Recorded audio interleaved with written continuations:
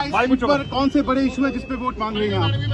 जो 2019 में गैर आईनी गैर कानूनी फैसला किया बीजेपी ने अपनी मेजॉरिटी इस्तेमाल करके, लोग उसके खिलाफ है, वो लोगों को काबिल कबूल नहीं है।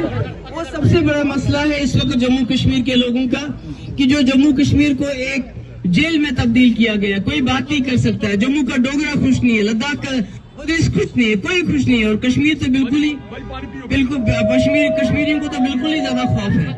तो ये सबसे बड़ा इशू है। इसके अलावा जो पिछले 5 साल में तरक्की के नाम पे यहाँ कुछ नहीं हुआ। मैंने देखा सड़कों की हालत बर्बाद है, खंडर बन गए हैं, लोगों के पास बिजली नहीं और बिजली फीस बहुत ज्यादा है, बेरोजगारी बेकारी सबसे ज्यादा है। ये सब मुद्दे हैं।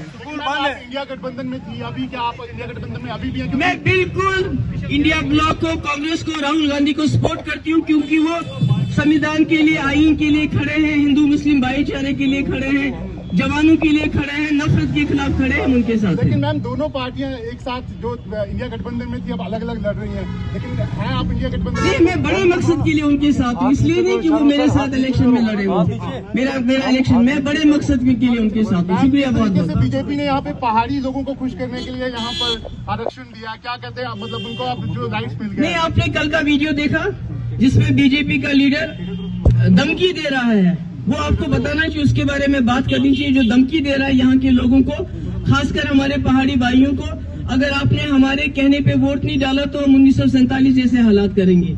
ये उनका असली चेहरा है। मैं कहती हूँ वो जिसने कहा उसको यूएपीए लगा के जेल में डाल दो। अगर किसी और ने वो बात की होती तो उसको अपने तैयार जेल पहुंचा दिया होता। आखिरी सवाल, जिस तरह से प्रधानमंत्री नरेंद्र मोदी जो है वो आरक्षण का मुद्दा कांग्रेस लगातार उठा रही थी, अब उन्होंने सीधे तौर पर वहां पर कहा है कि ओबीसी आरक्षण में मुसलमानों को डाला जा रहा है। इस पर आप क्या कहेंगे? देखिए, बीजेपी के पास कहने के लिए कुछ नहीं है। उन्होंने कहा था हम 2 करोड़ नौकरियां हर साल देंगे, अभी तक 20 करोड़ नौकरियां कहाँ है? उन्होंने कहा था 15 लाख रुपए हम लोगों के अकाउंट में जमा करेंगे, वो कहाँ है? उन्होंने कहा था बंद कर दो।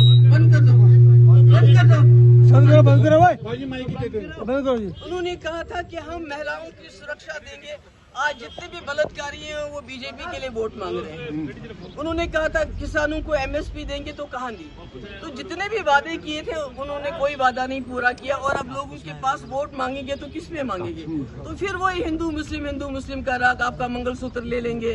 आपसे मुझे बताइए, हमारे कॉन्स्टिट्यूशन में मजहब के नाम पे आरक्षण नहीं है, तो फिर कांग्रेस कैसे? आज 50 साल दिया कांग्रेस ने, अब आज देंगे।